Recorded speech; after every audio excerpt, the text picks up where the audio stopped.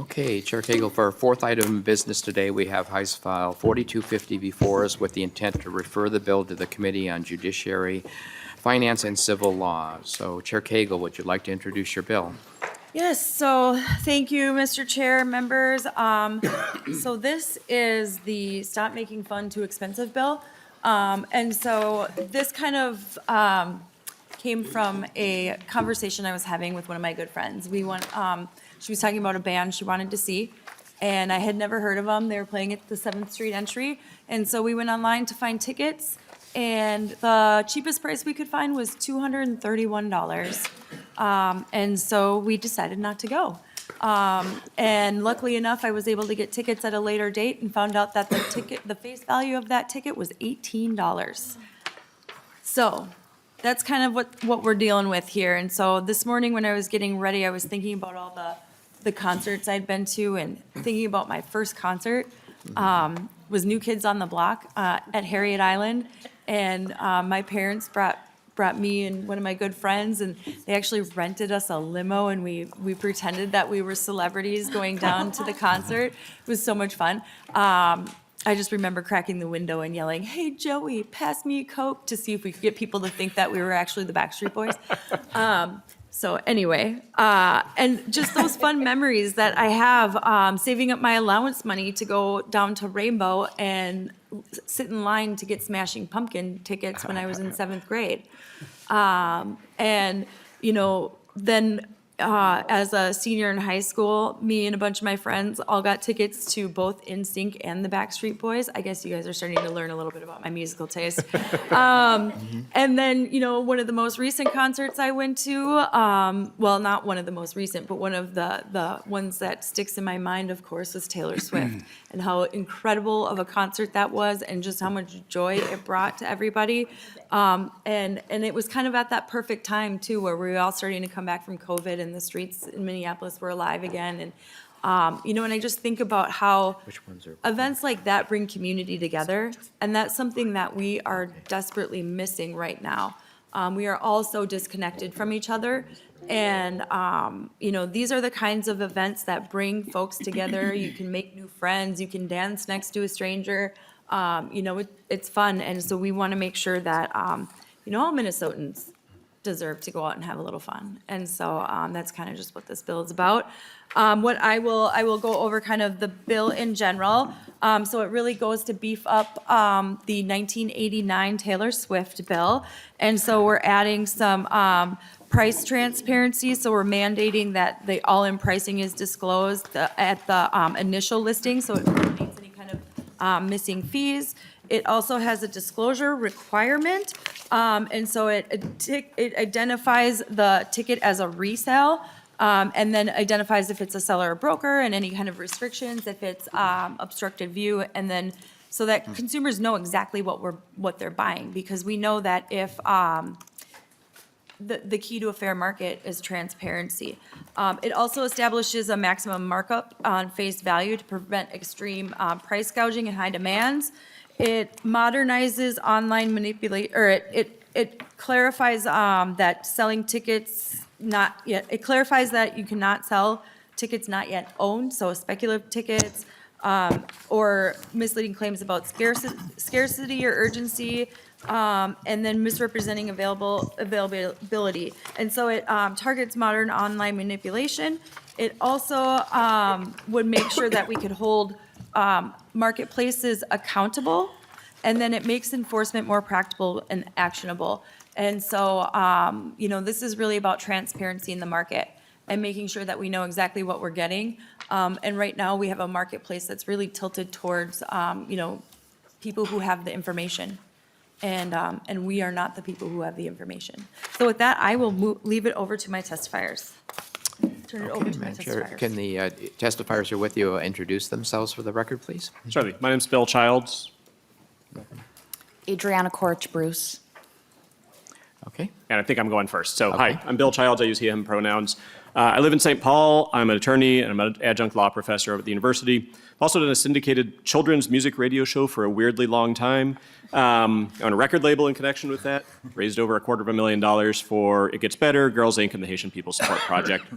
My comments are on my own behalf only, not on behalf of my firm or my clients. We moved back to Minnesota in June of 2020 from Austin, Texas. Since then, since things reopened, I went to the entry to see the suburbs. It was the first show back. I've averaged about 54 concerts a year, most of them in venues from 100 to 1,500 capacity, so mostly First Avenue venues.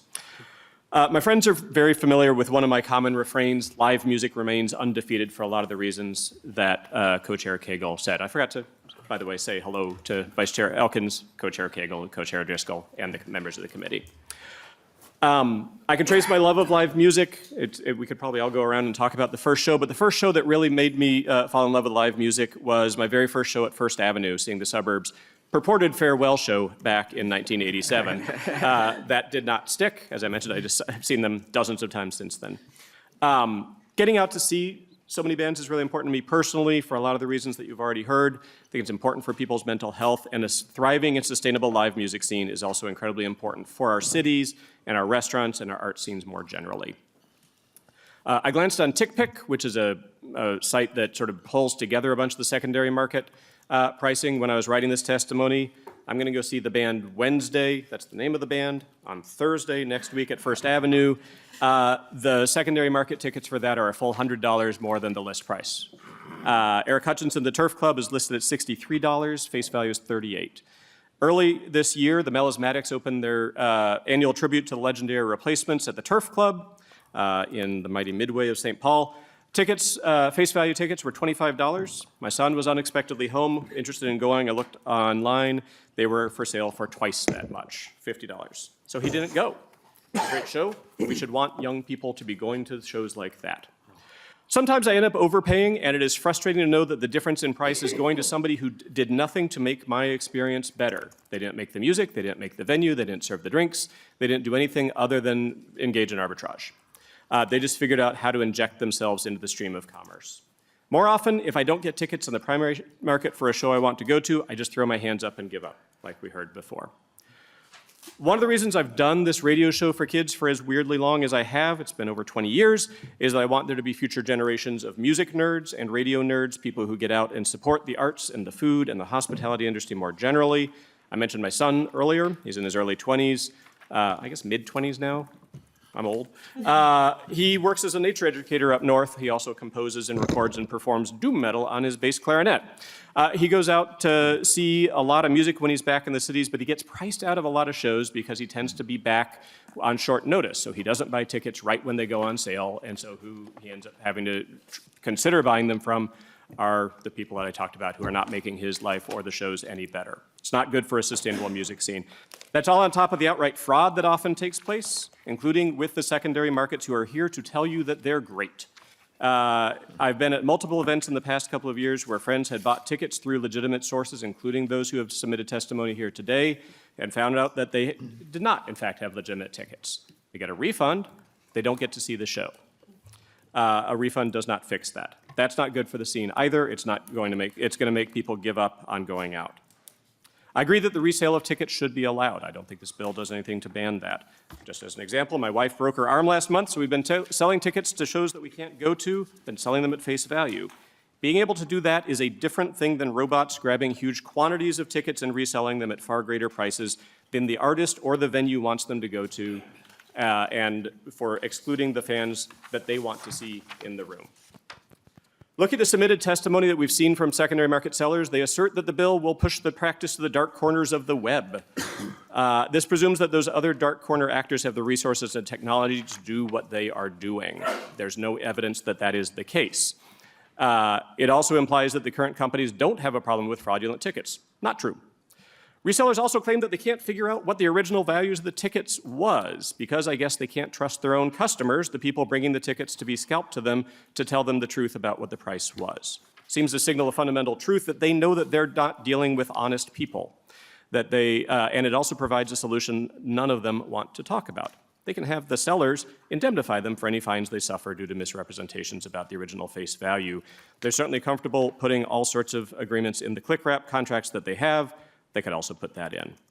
Also note that Live Nation has said they support this statute, so perhaps they could tell you if their sibling company Ticketmaster is ready to make the original face value readily available. In short, if all the parade of horribles that you're hearing about were true, they could demonstrate that rather than just hand-waving at scary possibilities. If it turns out the bill is bad, the good news is you can change your mind when it's proven to be that.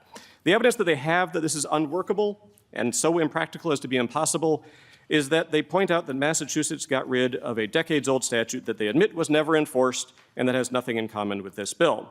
It's hard for me to see how that's evidence that this bill is unenforceable or a bad idea. It just says Massachusetts cleaned up an old statute. Representative Finke, and I was very excited that I get to cite her today because I'm a big fan, talked about how bad things are not inevitable simply because people with a lot of money tell you that they are. This is another one of those situations. I encourage your support of this bill, which seems to me to strike an appropriate balance between encouraging an open market and protecting consumers in the live music scene, help the venues and the artists keep live music undefeated. Thanks for your time this morning. Okay, thank you. Thank you, Bill. Good morning, Vice Chair Elkins, Co-Chair Driscoll, and committee members. My name is Adriana Korich-Bruce. I'm the Senior Director of Ticketing at First Avenue and have worked tirelessly in live entertainment for 13 years. I am also on the board of MNEVA, the local Minnesota chapter of the National Independent Venue Association, representing over 40 venues and promoters across 11 cities, with the mission to preserve and nurture the ecosystem of independent venues and promoters throughout the state. Thank you for taking the time today to learn more about the issue of ticket access, affordability, and fairness, and for your willingness to work with small business owners, fans, and artists alike in hopes to make progress and correct the obvious shortcomings of ticketing and live entertainment and to keep access affordable and real. I've been going to shows, like everyone has stated so far, for as long as I can remember, and my experience getting tickets has been plagued by the discrepancies and inadequacies in regulations since the start. One particular instance stands out. I sat in line at the Dayton's Ticketmaster outlet at the Maplewood Mall in early 2007, waiting to get tickets to Hannah, Montana. We got there hours early. The on-sale time came and went. Nothing happened. Nobody moved. About an hour later, a defeated staff member announced that the event was entirely sold out and no one in line would be able to purchase tickets. I was confused, defeated, and upset. My mom even more so. She'd been buying tickets at in-person outlets since the 70s, sometimes camping out, under the guise that if you were the most dedicated fan, if you got there the earliest, that you would be rewarded. Before our eyes, we were seeing the effects of online ticketing change everything. Bots take precedent, scooping up over 80% of the inventory on that tour, immediately listing them for hundreds of dollars over the original price. Now, fandom and artist intent were irrelevant. Venues' ability to control the cost to enter their own property, gone. If you had the deepest wallets and the most connections, you got tickets, and everyday people were left out to dry. State and federal governments have been trying to address the issues. We saw cases brought to court. The BOTS Act was passed, outlawing the use of these technologies to mishandle on sales and harm consumers. Many of you supported the passage of House File 1989 in Minnesota in 2024, aimed at banning speculative or fraudulent listings and using venue and artist likeness to deceive fans. And while that has helped, especially in price transparency, it was just the first step. Unless we disincentivize this out-of-control resale industry, the bots and the ticket brokers will continue to outpace us, stripping assets from local communities while small businesses and independent artists fight for the scraps at the bottom. This isn't an issue of a free market. This is a distorted market and an issue of deception and fair practice. They are not contributing to our state's economy. While fans get scammed into paying hundreds of dollars for one event, they have to make unnecessary economic sacrifices elsewhere.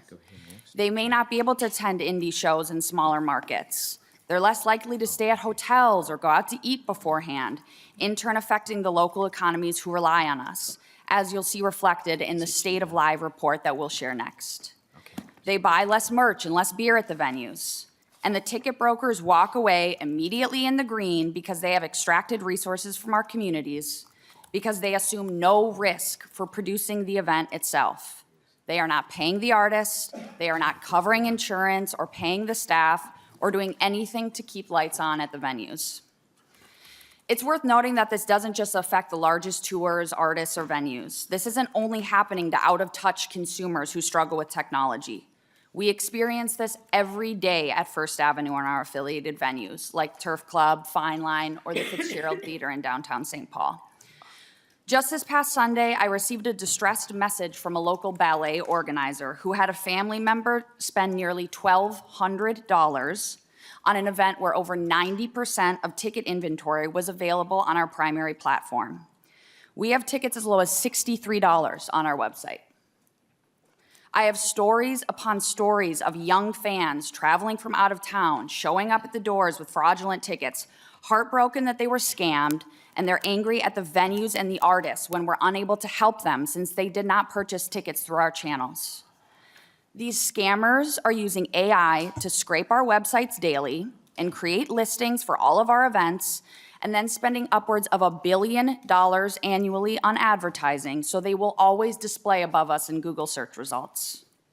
We must act, and the policy change that will impact consumers, small businesses, and artists with swift, significant influence is to cap the price of resale. We are not aiming to hinder people from changing plans, like Bill mentioned, when they can't get a babysitter or they get sick before a show. We believe that people should be able to resell their tickets. And we understand the process of securing tickets is time-consuming and can be difficult, and there is value associated with that. That's why we are proposing a cap on resale prices at 15% above the original price, inclusive of all fees. The third-party ticket sites will say that doing this will lead to a black market that harms consumers more, when evidence in other countries who have done this does not support this claim. We're already dealing with a black manipulated market, distorted by bots and the immediate listing of resale tickets, unnecessarily marked up in price, regardless of demand, and we have to put an end to it.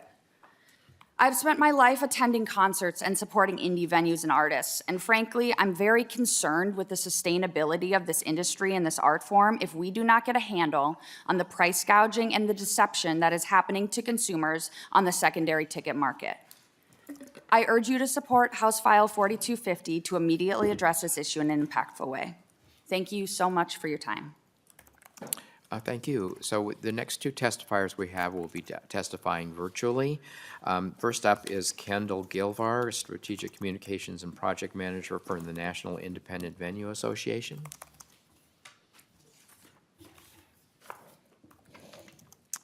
Are you there, Mr. Gilvar? Good morning. Can you hear me? Yeah. Oh, it's Ms. Gilvar. Thank you. Okay. Good morning, Vice Chairs Elkin, Co-Chairs Kogel, Co-Chairs O'Driscoll, and committee members. My name is Kendall Gilvar, and I'm here on behalf of the National Independent Venue Association, or NIVA, representing thousands of independently owned venues, festivals, and promoters nationwide, including many here in Minnesota. Today, the independent live industry supports HF 4250. Last year, we conducted an economic impact study of this country's independent stages, and the results in Minnesota were striking. Indie stages in Minnesota contribute $2.4 billion a year to Minnesota's economy and $1.2 billion annually to Minnesota's GDP, which I will say outranks the craft beer industry. While these small businesses are driving significant economic impact in Minnesota, many are struggling financially. We see nationally 2/3 of independent stages were not profitable in 2024. And when we ask why this profitability is such a struggle, as Adriana mentioned, we hear that so many small businesses are going into their own pockets to correct the predatory behavior of ticket resale. Fans are showing up with $400 tickets to a $40 show, or with tickets that aren't real. Fans are standing outside crying because they can't get in, and when something goes wrong, the scalper who sold them the resold ticket is not there and likely not even in the state of Minnesota. It's the box office staff left to pick up the pieces and often comping tickets to make things right. As you'll hear from others, and you've heard from Adriana, it's time to rein in the system. Resale price caps in the secondary market disincentivize predatory resale behavior. We know as an organization that scalpers share information with one another and target the states where they can operate most easily without any consumer protection consequences. This bill would take Minnesota off of that short list. Enacting a price cap in Minnesota is not controversial. It means aligning ticketing with other marketplaces like the airline or hotel industry, where you can't just resell a ticket for however much money you can make. It means regulating an industry that's operated in the loopholes of legality for decades in this state. And it means joining more than a dozen other states who are actively working to protect their constituents by capping resale specifically, as the map shows. As far as the national ticketing landscape, first and foremost, independent venues have been amongst the loudest voices calling for the breakup of Live Nation and Ticketmaster, right down to this week. At this week's Senate report, which just came out, that makes clear that Live Nation has actually weakened resale protections while profiting from resale price gouging directly. I believe you have that in your email.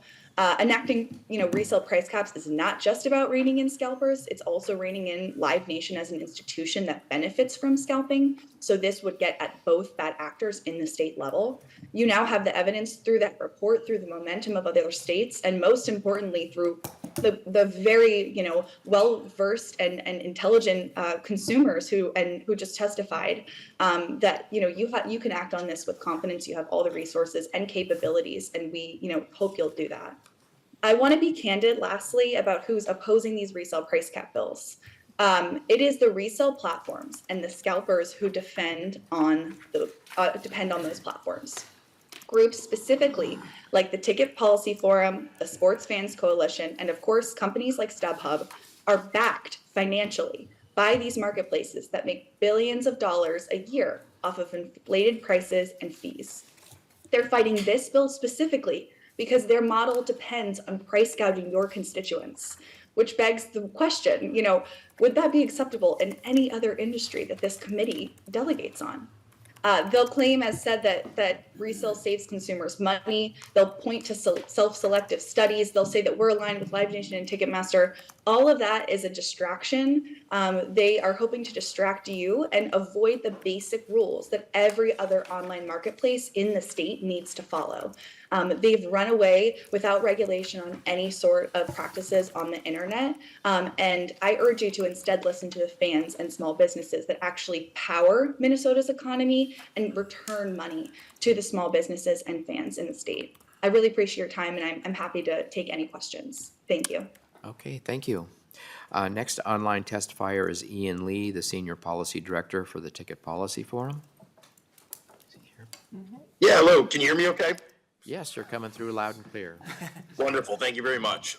Co-chairs and members of the committee, my name is Ian Lee, and I represent the Ticket Policy Forum, whose members include leading ticket marketplaces serving millions of fans through secure, transparent, and guaranteed transactions. These are household names like StubHub, SeatGeek, and Vivid Seats, as well as others. While we appreciate the intent behind HF 4250, we respectfully oppose it. Minnesota passed a comprehensive consumer protection framework just 2 years ago, addressing some of the key issues that fans face. Those protections remain in place, and although more work needs to be done to protect fans, this bill risks unintended consequences. First, price caps fail in practice. They do not reduce demand for high demand events. One speaker said earlier he would just not go to shows if they're high priced, but that is not representative of most consumers. Before our marketplaces existed, tickets to high demand shows were still being purchased. They were just purchased from a guy in a parking lot or a back alley by the stadium. Limiting legitimate resale pushes transactions out of regulated marketplaces and into unsafe, unregulated channels like social media groups, informal forums, and Craigslist. These environments lack basic consumer protections. They have no identity verification, no secure payments, no guarantees, and no recourse for situations in which there is fraud. Second, the bill creates a major compliance problem. It assumes resale platforms can verify the original price of tickets. In reality, they cannot. Primary ticketing systems do not share this information, making it impossible to reliably determine or audit compliance. This forces marketplaces into guesswork and creates an unenforceable standard.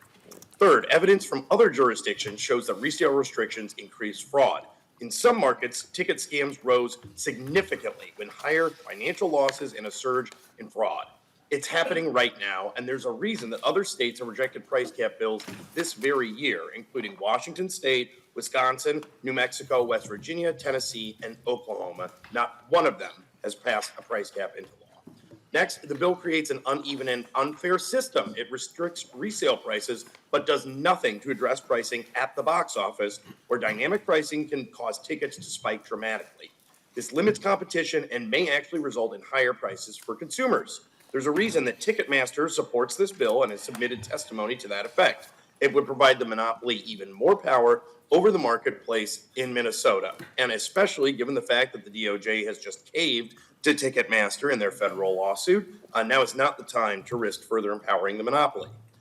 Maintaining the ability for consumers to comparison shop is important. We have a few cherry-picked examples that other speakers have provided, showing that, yes, in some instances, tickets are more expensive on the secondary market. They are oftentimes also cheaper. For example, for tonight's Jazz at Timberwolves game, we found a ticket for under $100 per seat on Vivid Seats, where the box office price was $150. The same is the case for the Bruce Springsteen show coming up, in which TickPick has tickets offered at $77, and the box office has tickets for $102. Fans can often get better deals on the secondary marketplace, but this bill would make that harder for fans to enjoy.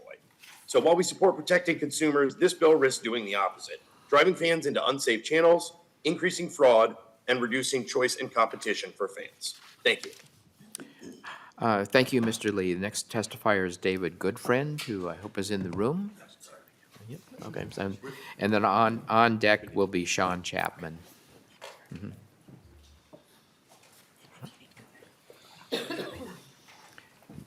Mr. Goodfriend, can you identify yourself for the record? Yes, can you all hear me okay? Yep. My name is David Goodfriend. I'm the founder and chairman of Sports Fans Coalition, which since 2009 has fought with big, powerful organizations like the NFL and the broadcast industry, and every now and then we win. Hopefully you won't hold it against me that I came in from Washington, D.C. Yeah, he's a Packers fan. Oh, my God, you had to let them know. So, yeah, I was born and raised in Madison, Wisconsin, and I almost went to college here, but I stayed in Wisconsin. Sorry about that. Yeah, Ooh, yes. that's not a good way to start testimony. I already submitted written testimony. I thought maybe I'd just make this a little more conversational and make a couple of points. First of all, everything you've heard about the marketplace is true, and it's horrifying. Second of all, it fits into a larger pattern going on in America right now, which is an affordability crisis. Housing, energy, all of it. But it's my belief, as I approach 60 years old, and I've been around this a while, it's my belief that we're missing the root of the problem. We're being distracted. The root of the problem is not limited to the ticketing industry. It's endemic in our entire economy. We live in an oligopoly where 4 or 5 firms control the vast majority of market share and can essentially name their price. Airlines, energy, telecommunications, you name it. Here, we have an example of a very adroit monopolist in Live Nation Ticketmaster. And I say adroit because all of the testimony you heard is, all the facts are true, all the problems are true, but we're aiming at the wrong culprit. The state of Minnesota, your attorney general, is suing, along with other states, and at least until recently, the federal government, suing Live Nation Ticketmaster for being an illegal monopoly and abusing their market power to the detriment of consumers. Those findings, I think, are rock solid.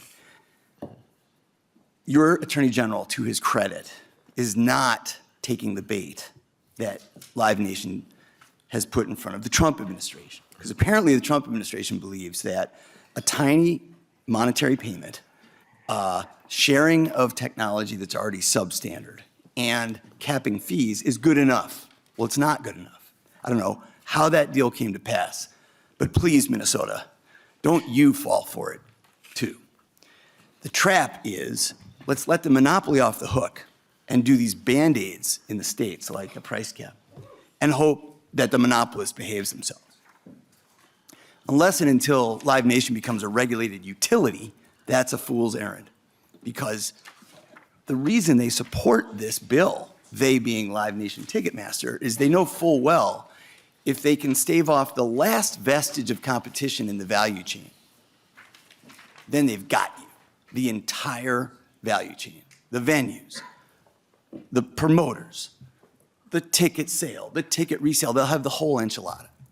So my view is your Attorney General is doing the right thing.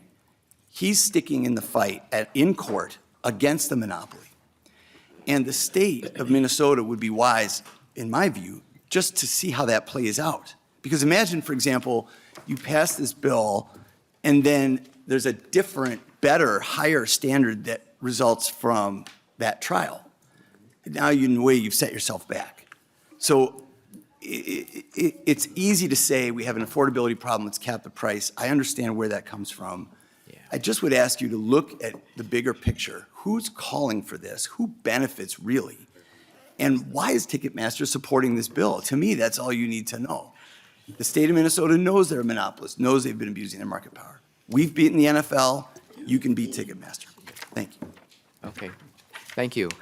Final listed testifier is Sean Chapman. And Mr. Good morning, Chapman, can identify Chairman, yourself for the record. members of the committee. Thank you for the opportunity to testify on House File 4250. My name is Sean Chapman. I am a representative of StubHub. To explain why we believe this bill, as currently drafted, would ultimately hurt fans, and we respectfully oppose it. StubHub was founded in 2000. We helped turn ticket resale from something people did on a street corner into something that's safe, transparent, and reliable. Every order is backed by our Fan Protect guarantee, ensuring fans get into the event or their money back. Unlike others, StubHub does not set the ticket prices. We're a marketplace. Sellers choose their price, and buyers decide what works for their budget. That flexibility often helps fans find affordable options. In fact, nearly 90% of concert tickets sold on StubHub in North America are under $100, and 60% are under $50. While House File 4250 is well-intentioned, the reality is that price controls like this tend to backfire.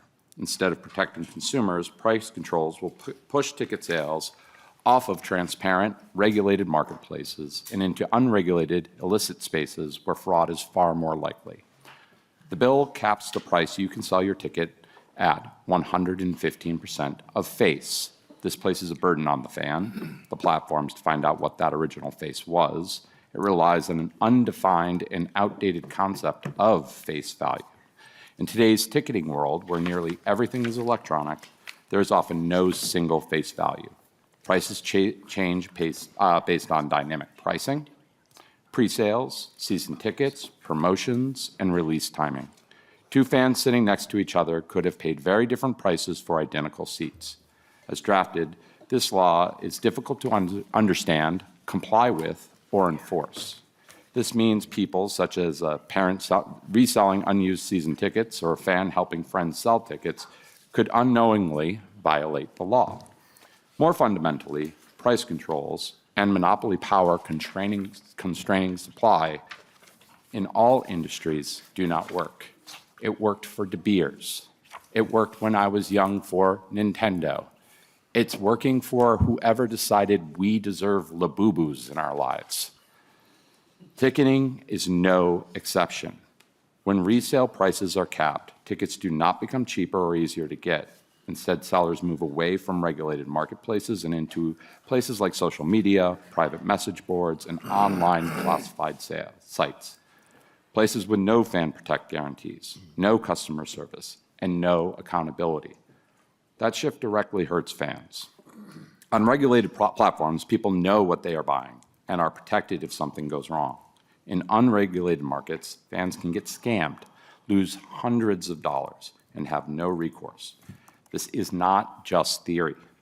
Independent research comparing European countries found ticket fraud rates nearly 4 times higher in markets with resale price controls.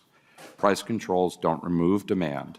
They push legitimate resale activity underground where fraud thrives. The U.S. Government Accountability Office reached the same conclusion back in 2018. I'm not that old. 2018, stating that price caps are not effective due largely to the difficulty with enforcement. The report also cites a New York Department of State study that found no clear evidence that price caps improve ticket availability or result in lower prices. Here in Minnesota, more than 200,000 fans used StubHub to buy or sell tickets in 2025, attending more than 4,000 events. House File 4250 would not make tickets more affordable.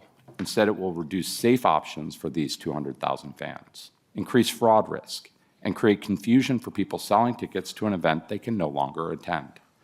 True consumer protection keeps transactions in transparent, regulated marketplaces and respects fans' rights to transfer or resell tickets they have legally purchased. Price controls do the opposite.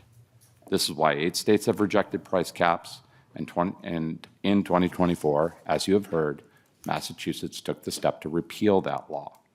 We should also note who favors the caps: the dominant integrated company that has actively lobbied for resale caps. When incumbents back a policy that limits market entry or price signals, it's a warning sign the policy will entrench market power, not empower consumers. This does not mean we should not do nothing. There are many ways and considered ways to thoughtfully address these issues.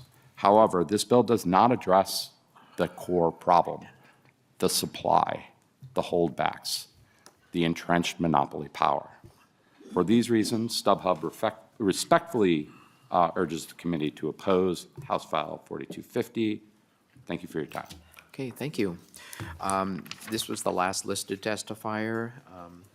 Okay, we've got a list of names for questions here, so if there's no other testifiers, we can move to a discussion of the bill.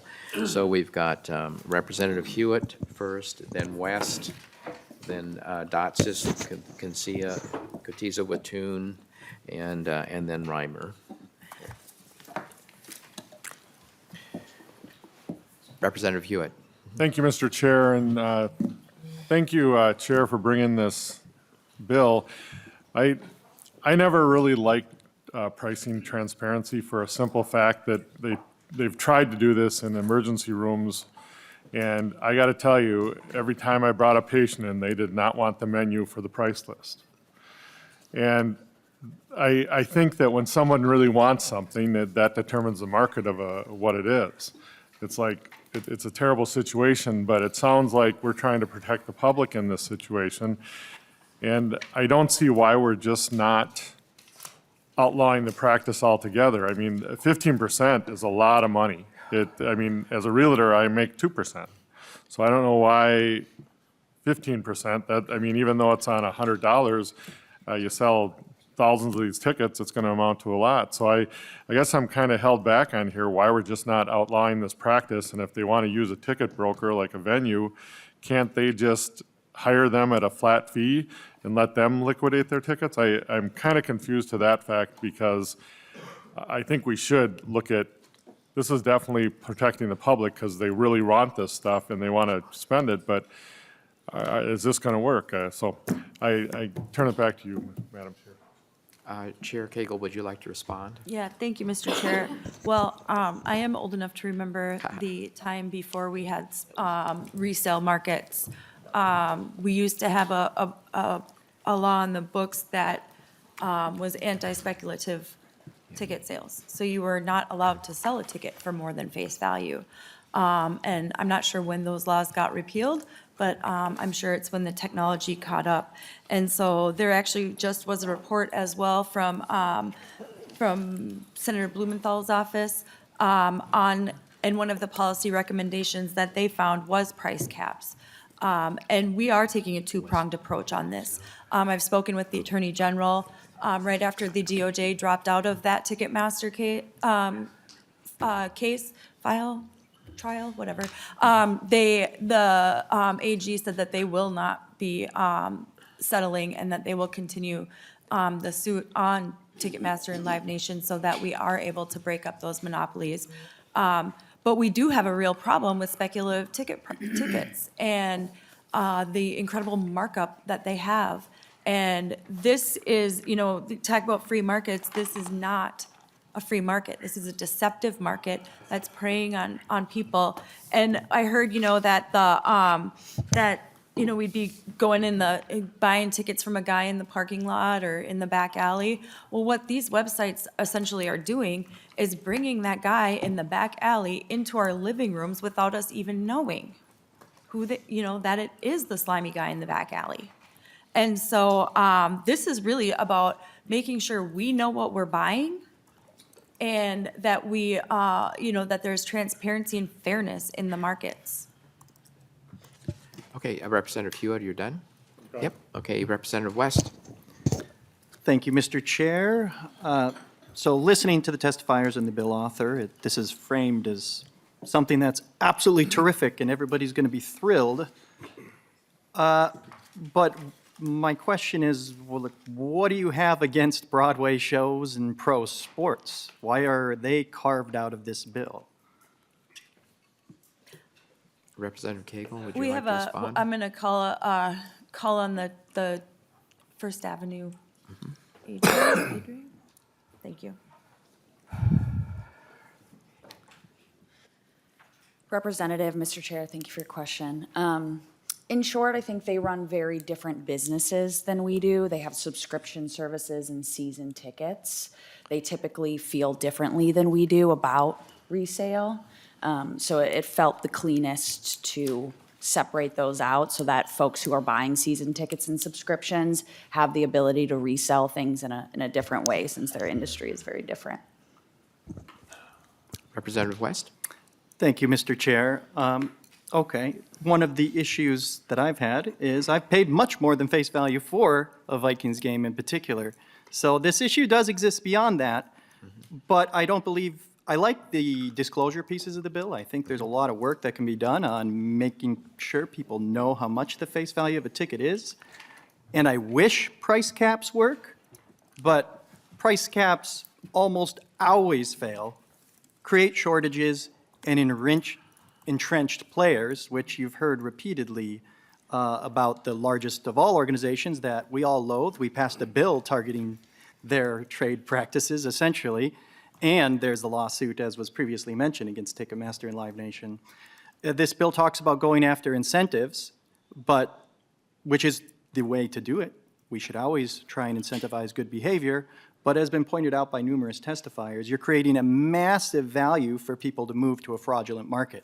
If there's only a 15% markup going through somebody, reputable organization that can sell tickets and verify them, which is a separate issue I think we should look at, you create a situation where somebody can sell on the street, on Facebook Marketplace, Craigslist, numerous places at a massive markup and have even greater demand because the tickets aren't available from this price cap.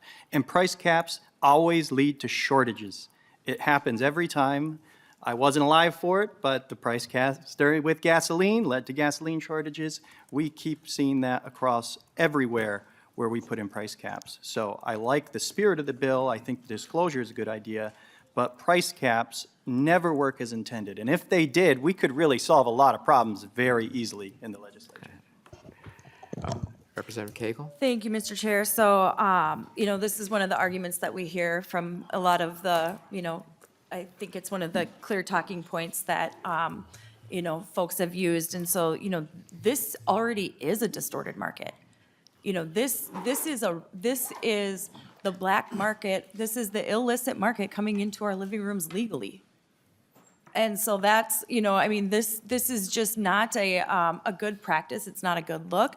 And this is about fairness. So clear rules, transparency, enforcement, it won't increase. It'll bring more transactions back into a fair and regulated market. You can see the people on the streets who are selling tickets. And so that is, I don't buy that argument. It's also not about controlling prices. It's about preventing exploitation. We already regulate price gouging in emergencies. And this kind of applies that same principle to the market where consumers are routinely misled and overcharged. And so, to have a fair market, there has to be fairness. And right now, there's deceptiveness and secrecy around the pricing of these tickets. And it's our job to make sure that we protect Minnesotans from this price gouging. Okay, Representative West, any follow-up? If not, we'll go to Representative Dotseth. Thank you, Mr. Chair. Representative Cagle, I've got just a few brief questions. First one would be just for clarification, does this bill cap the prices on tickets for only the secondary market tickets? Mr. Chair, Representative Dodseth, yeah. It does, okay. Follow-up question would be, does this, does Ticketmaster and your ticket agent access benefit from this bill? Does Ticketmaster benefit from the bill? I wouldn't know. I don't think we have anybody from Ticketmaster here. I just have some concerns with some of the language that's in here. I'm sorry, Chair. Just a final question would be, what other states has this bill actually been implemented? I don't know if there has been, Mr. Chair and members, I don't know, has there been any other states? I believe in Maine, yes. Maine? And, you know, I'm not afraid of doing things first. I think that's the cool thing about Minnesota is that we kind of tend to lead the way. You know, I had another bill where we put in a policy that was the second in the country, and it's funding roads in our small communities across the state. And so, you know, I think we should be on the leading edge of protecting our consumers. And so, and then we've also seen this in, you know, Europe has also enacted these caps as well.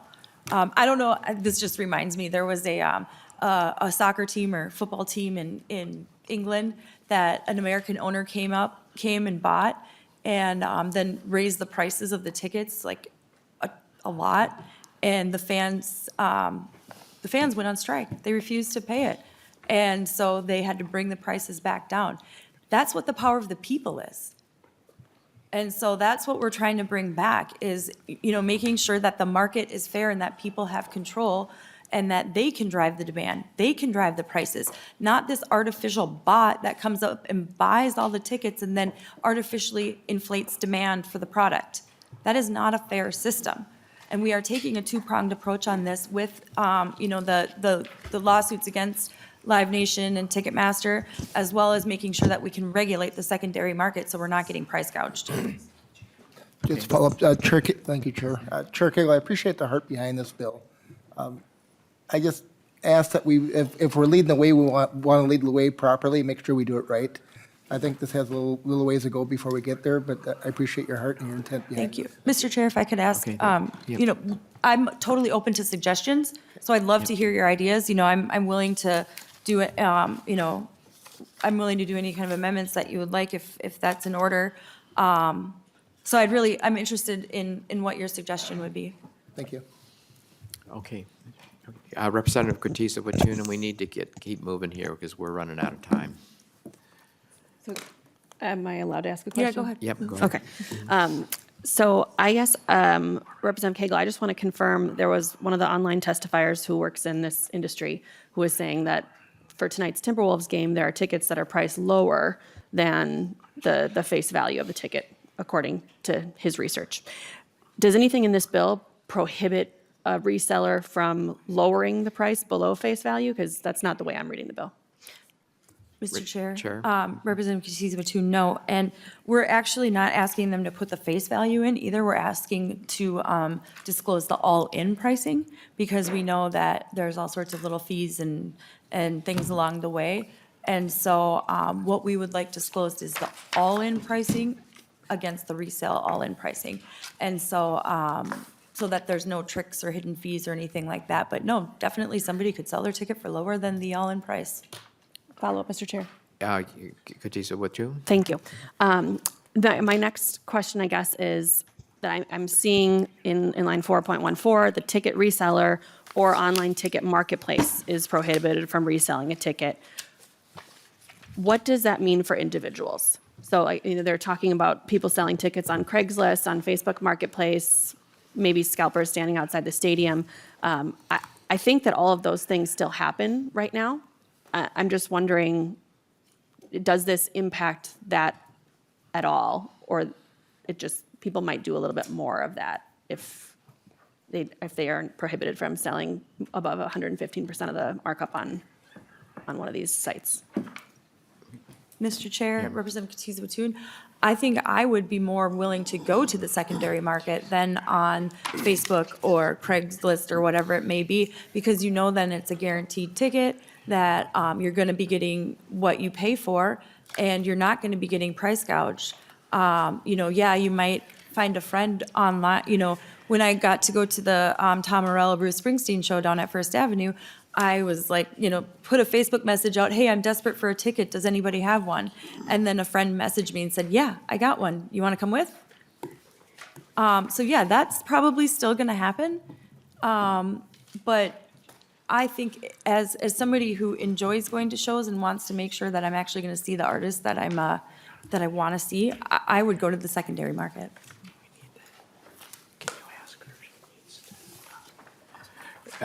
Or do you have a follow-up? Nope, No. I'm done, Mr. Chair. Thank you. Because we really need to get to a vote. Representative Reimer.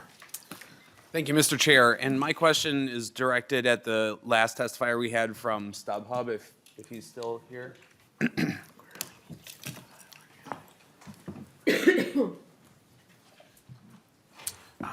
Sir, I forgot your name, if you could just. Sean Chapman. And do I get the courtesy of a phone a friend, or no? That's just for members. Nope, you are the friend. I'm the friend. You are the friend. So Sean, so it's been kind of bandied about here in the committee that, the 115%, the dramatic cases of jacking up ticket prices. It's even been said that we should consider outlawing your business completely.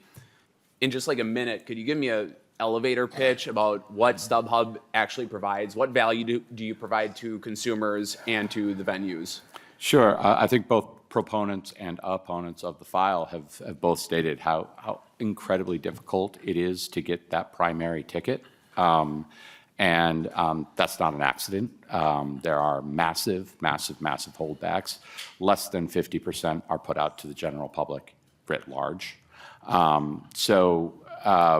What the value is that you actually do get to go. I'm old enough that Pearl Jam was my favorite band. Great band. And unfortunately, like so many New Kids on the Block or Backstreet Boys, I wasn't sure, but I didn't get to go to see them because they were persona non grata with the primary for so long.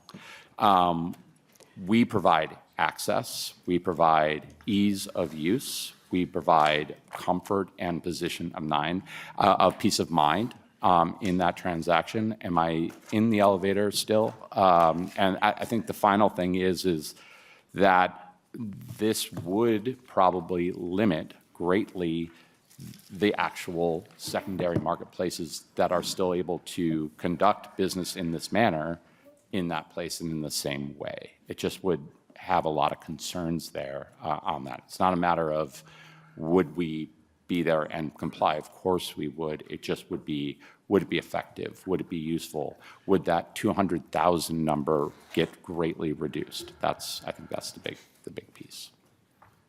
Okay, Representative Reimer. Thank you, Mr. Chair. Just one follow-up question then.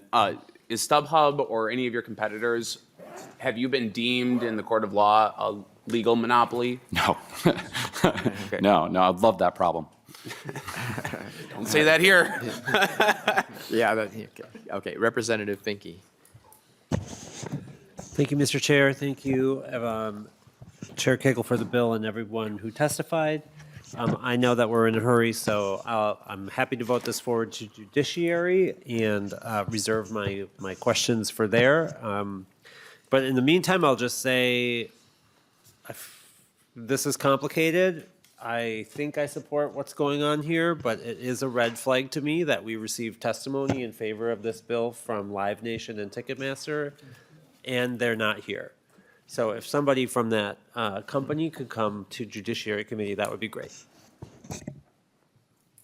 Chair Cagle? No? Thank you, Mr. Chair. I saw Joel Carlson here earlier, but I don't see him here anymore. Yeah. Okay, then Chair O'Driscoll. Thank you, Mr. Chair. And Representative Cagle, thank you for bringing this idea forward. And as I've contemplated options and ideas on this, I just want to throw some things out for your consideration. we have, and as I look at the bill authors on here, there is bipartisan support, but I also noticed another name that jumped out on here, and that's Chair Moeller. And she's the one who carried the bill for the Taylor Swift stuff. And we had bipartisan support on that. And I do believe that this area needs some help in the arena, just like that area did. What we've become as a society right now is that you get your ticket or your access on your phone and it's not transferable. Everybody is talking about their personal history. My personal history, two things. Never been to a concert, so this doesn't affect me.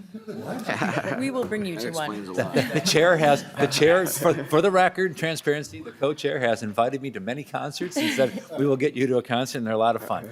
But I digress on that. And then number two, because we don't have the physical ticket anymore, I can't give it to my neighbor. I can't gift it to anybody.